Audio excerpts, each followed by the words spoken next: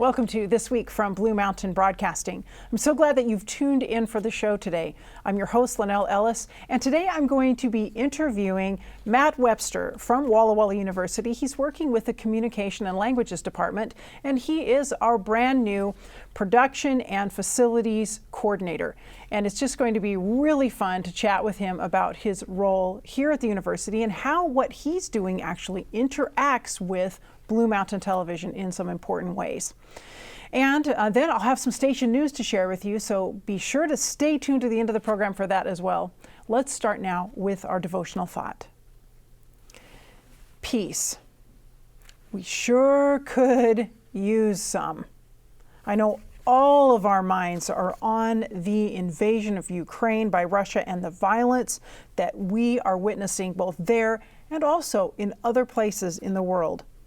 In fact, there's been quite a bit more violence close to home even over the past number of months.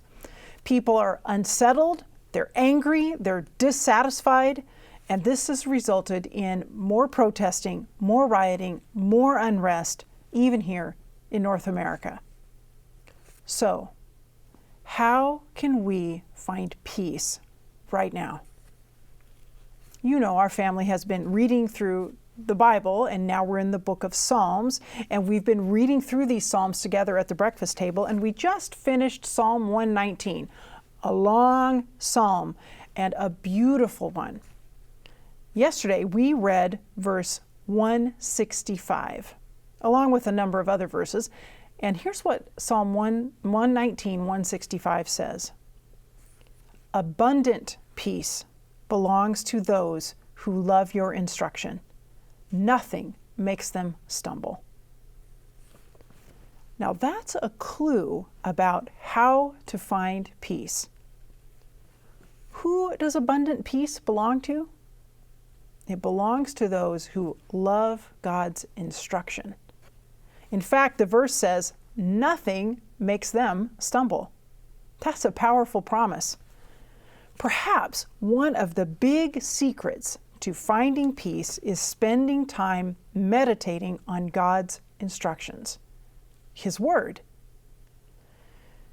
To make His Word practical, to spend time in the Bible, time getting recentered, time reading His promises and observing the record of His love to humankind.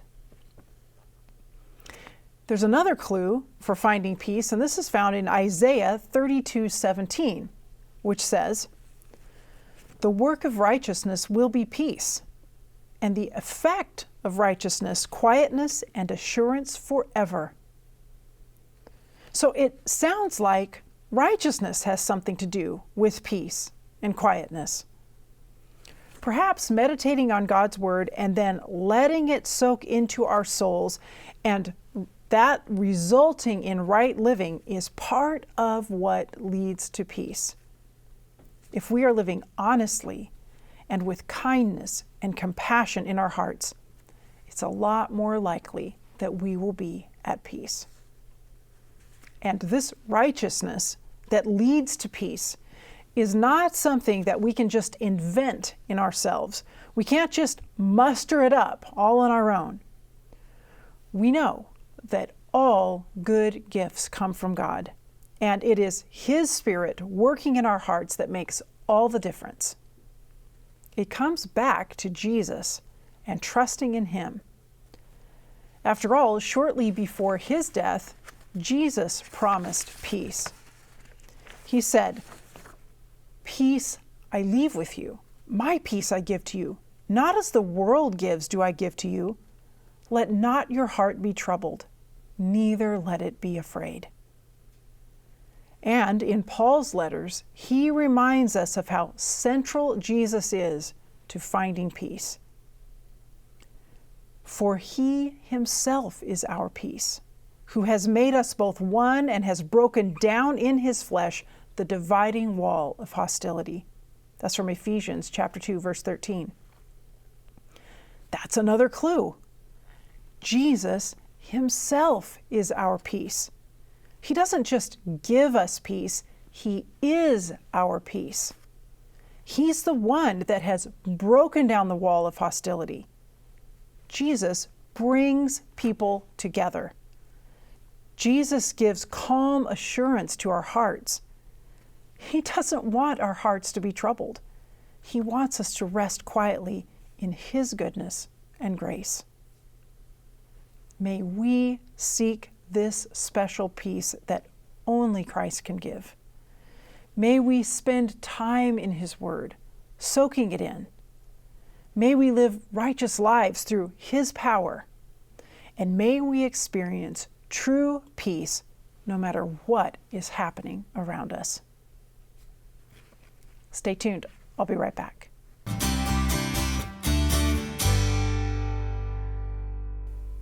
Welcome back. Joining me now is Matt Webster, the new Production and Facilities Coordinator at Walla Walla University, working with the Communication and Languages Department. And it's just great to have you here on the show, Matt. Yeah, no, thanks for having me, Lynelle. It's actually just great to have you here working with our department. You all know that I wear two hats, my volunteer role here at Blue Mountain Broadcasting Association, and then my job at Walla Walla University as a professor and director for the Center for Media Ministry. So we get to work together a lot in that role at the university. And I also know you because you were a student in the master's program, Cinema, Religion, and Worldview, graduated with that MA degree. So it's just good to have you here in our valley. Coming from where? So I am coming from Honolulu, Hawaii. A lot colder. Yes, a lot colder, switching temperatures, but being originally from the Midwest in Ohio, growing up there, just kind of had to flip a switch to get used to the winters again. Yeah, go back to that. So what does a production and facilities coordinator do? So some of my main responsibilities here, production and facilities coordinator, it's kind of like two hats per se, kind of like a mix of things. So on the production side, looking at productions possibly that the Center for Media Ministry could go out and venture into, some things that we could collaborate with other production companies, or even locally here in the Valley, or even nationally. Yes. Just looking at that aspects of things, looking at productions even possibly the university could do on a bigger scale, working with the marketing department to see how we could execute that.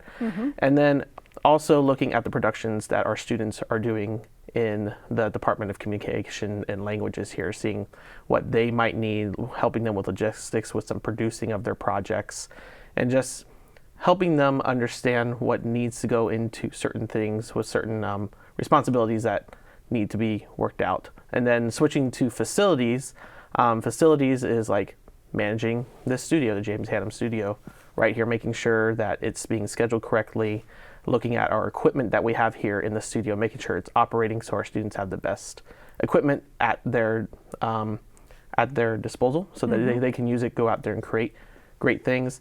And then overlooking the black box, our black box studio, which is right next door to this studio, and coordinating the events that go through there.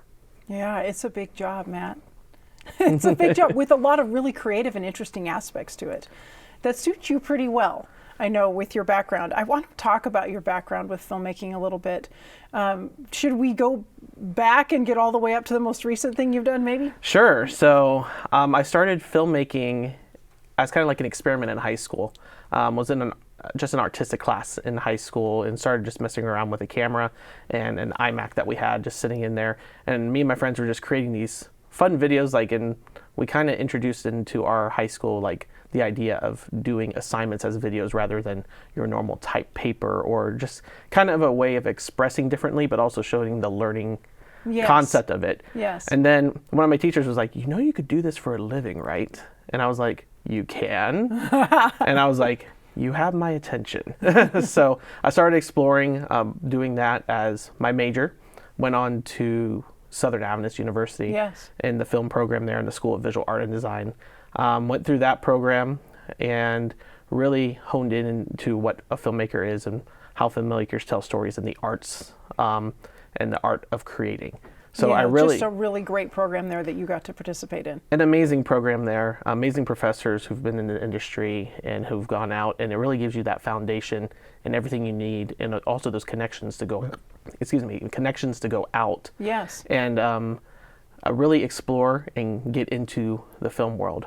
So after I left Southern, I went out to Hawaii, where I've been the last 6 years, to Hawaii Mission Academy, and I went there as a task force worker between my freshman and sophomore year, and keeping in communication with them, they asked me, they're like, hey, do you want to develop a film or kind of like a visual arts program here at the academy? Yeah. So that's where I got to start that program, build that program.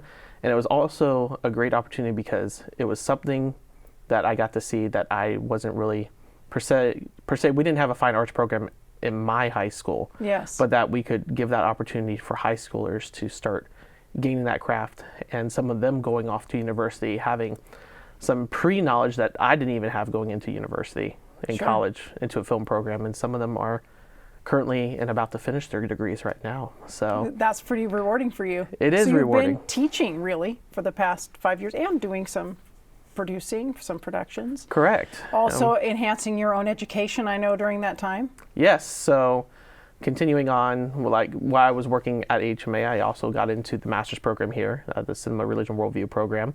Did that while teaching, and then also entering the pandemic as well. So learning how to produce content, not your traditional way and remotely, was also an interesting learning experience as well. But creating content all the way from stuff from Yelp, Groupon in Hawaii, some marketing opportunities for the academy, and just getting to work with professionals and even being able to talk with executives like at Lionsgate, which has been fun to do. Pretty neat, huh? You've really kept yourself connected to individuals within the industry and tried to make those connections and keep those connections. And you're just the kind of guy who networks well with others and likes to work with others, likes to work on projects. And I know that you're going to really be involved with our students, as you've already mentioned, on their projects. What are some things that you think that your experience will really bring to students who are here doing the TV film major? So the biggest thing is I look at myself more as from the producer standpoint, like putting the logistics together, making sure it's operating, we're going, and it looks good. So from that aspect, that's where I can bring to the students and also help our students is producing sometimes gets a little bit overlooked, and it's like, okay, we have to do this project, let's go. And it's just like we forgot to do all the work you have to do first. and that's just like, hey, let's think about this first. Let's think about like, hey, if you're at this location, what's the sound going to sound like? How much does it cost to have that location per day? Could you film multiple scenes that day in that location, and so you don't have to go back and pay more? Just these logistics that can help students produce and be the most efficient, because in the film world, the more days you add on, the more it costs. And it could be a hefty cost. So being efficient is very, very important. Yes. It is. It's great that you can bring that experience to the students. So you're already involved with a couple of productions, at least I know here, and you've really only been on campus since the beginning of January. So you're the kind of guy who just gets right in there and gets busy with what we can work on. Talk to us about a couple of the productions that you're working on. So a project that we've been able to work on and start collaborating with you is talking about UView, talking about what UView could become, what it's looking, and also being able to look at the collaboration for the Center for Humanitarian Engagement here, CHE here at Walla Walla University, collaborating with them. And we've been able to talk about it, see what it could become, and we're working with them. We're looking at this program, UView, becoming a new program called Generosity. Yes. Which is exploring our community and going out into the field and seeing how we can interact with our community and really hone into the areas where our community is thriving and being that generosity hand to the Valley. As you and I and David Lopez from the CHE have met, these brainstorming sessions have been pretty exciting, where we're envisioning a really kind of a different type of show. UView was a studio show. This one's going to be more documentary style, out in the field. It's a lot more work for students, so there won't be as many episodes each year, but I think they'll be really engaging and fun for viewers. And that's a show that's going to be broadcast on Blue Mountain Television, as well as I'm sure available through social media, YouTube and things like that. Yeah, no, correct. And the exciting thing is we're starting here at the end of March, is that when we switch our quarter after spring break, we're going to start producing our first episode, getting that first episode ready here for this quarter. And then once we hit into fall, getting more of a season ready for the viewers of Blue Mountain. Yes, and that's called Generosity. So, and like our viewers right now are the first to hear about this, really, because we even discussed whether we should like announce it publicly yet. Yeah. It's really a new idea and one that we're pretty excited about. And also the Center for Media Ministry, along with the undergrad program, Jerry Hartman working with us. I'm working with one of our other graduates from the Cinema, Religion, and Worldview program, Josie Henderson. We're also working on, we don't want to violate anything in our non-disclosure agreements, but we're working on doing something with her as well that will involve a lot of students. You want to talk about that? Correct. Yeah, we're working with Josie Henderson, who's written this concept idea when she was in the program, the MA program for Cinema, Religion, Worldview. And we're looking to produce some of that in collaboration with her, where we can create something with students, bring in industry professionals as like our leads and like our department heads, and get students that experience of feeling what like a feature production is like. Yes. And we're really excited where that's going, without giving too much out that we can't really say at this moment. We can say that that the story is locally important. Yes. It's historical, it's locally important, and we're not, and just to be clear, we're not making a whole movie, but we're making some scenes. Correct. That then Josie will actually be able to use to pitch her scripts and her idea to others, which is really cool. Yeah, and no, it's exciting because it's also exciting because we can get the students involved in it and give them that experience and also network. So when they leave the program and leave Walla Walla, they can gain that experience and have those connections. So yeah, really great. So you got to tell me just a little bit now, what are you passionate about with media, with filmmaking? What I'm really passionate about is telling the stories that need to be told. Sometimes the stories that need to be told kind of are really on the forefront, but they don't get per se the funding to be told. There's not like that backing, but using this art, using this creative endeavor to get that story, bring it to the audience of like, hey, this is a perspective maybe you've never seen before. Yes. And telling the audience like, hey, look at it through this new viewpoint per se, so that you can see maybe something through different lenses, and Yes. that you can experience it along with them, and then it connects you to that person, and also in the long run helps you understand what a person or certain people are going through. Mm-hmm. The stories that need to be told. That's what you said. Yeah, I'm thinking stories that really matter, that sometimes don't get told. Yes. Even though they're important, and we should hear them. That's really great. Matt, I want to thank you so much for taking a few minutes to chat with us today. Yeah, no, thank you, Lynelle, and thank you for having me here today. Thank you for watching. Stay tuned. I'll be right back with Station News.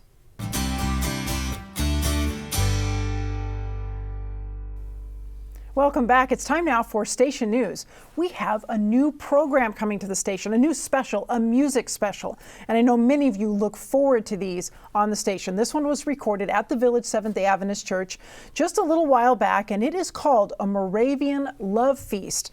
And it was under the direction of Terry Koch, who's music minister at the Village Seventh-day Adventist Church and was working on his doctorate in music. And this concert was part of the culmination of that doctoral experience. There's orchestra, there's choir. It's really special. You are going to enjoy this program very much. I got to be there for the live performance, and it was really exciting. So definitely be sure to tune in and mark this on your calendar, Saturday, March 12 at 7:30 p.m. on Blue Mountain Television. We're so delighted that we can bring this program to you. Saturday, March 12, 7:30 p.m. for the Moravian Love Feast.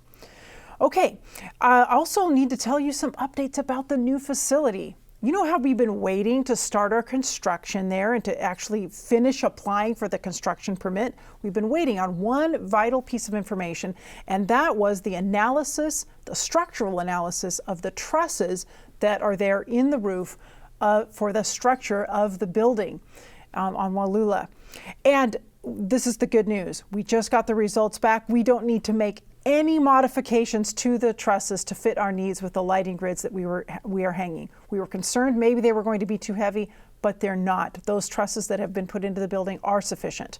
So they will support the weight of our lighting grid, and now we can get on with the application for our building permit and move forward with this project. So huge news, really exciting, and a thank you to those of you who've been praying about this issue and praying for the move to the new facility. We also have good news that we're making very significant progress toward our move to high definition or HD broadcasting. And we hope, I know I keep saying this, but we really hope to be there soon. And we've got additional help with engineering now, so we're really making good progress in that direction, and it's getting very close. So keep listening, keep watching for that to happen. You will be able to notice when we go high definition. You will definitely see a difference in the quality of your picture from Blue Mountain Television. And then also very important to us is Secret Life of the Desert and that production. And I know it is to you too. And you're just waiting, like, when are we going to see these episodes? Well, we are working now on a marketing plan with a local marketing company, and we're really excited about this plan and the way that we're moving forward with that. There's going to be a new website for Secret Life of the Desert. And we're also in the final stages of securing a location, a very exciting location, I think it's going to be, for the premiere of the series. In other words, we're going to have an event where we will premiere the series. I'm just giving you a little sneak peek now. This is going to be in May. So be listening, be watching for more announcements about that coming up. The premiere of Secret Life of the Desert at a very special venue and location here in the Walla Walla area. And I'm just not going to tell you any more about it yet because we're still finalizing contracts and those sorts of things, but it's going to be really neat. So be keeping in mind that this is something you want to do when May comes along. And of course, it's like I would be sort of remiss on my duties if I didn't say something to you about the needs we have here at the station. You know, we have regular, daily operating costs and needs at Blue Mountain Television, and we need you. We really, very literally need your regular monthly gifts to the station to keep that operating budget going, to keep it strong. And then we're so excited about what's happening and how we're moving forward with the move over to the new facility. And that's its own special category of fundraising, where we're raising the funds to do the construction changes that we need, to modify some of the rooms, to make the studio what it needs to be for television use. And so we're appealing to you again to please also support that very special project. So when you give your gift to Blue Mountain Television, you can mark it for operation, or you can mark it specifically for the move to the new facility. Either of those is a great place to give your gift because we are definitely needing funds in both of those areas. I hope you're excited about what's happening with the station. I hope you're excited about the messages that you hear as you watch Blue Mountain Television and that you see that you're understanding more and more about how much God loves you, how much He loves us, the great plan He has for us, and the hope that He has for our future. And that's what we're all about, sharing that message. Thank you for being part of it through the gifts that you give, through your prayers, for telling others about it. All of those things are so important. And thank you for watching the show today. I really appreciate it. I'll see you next time.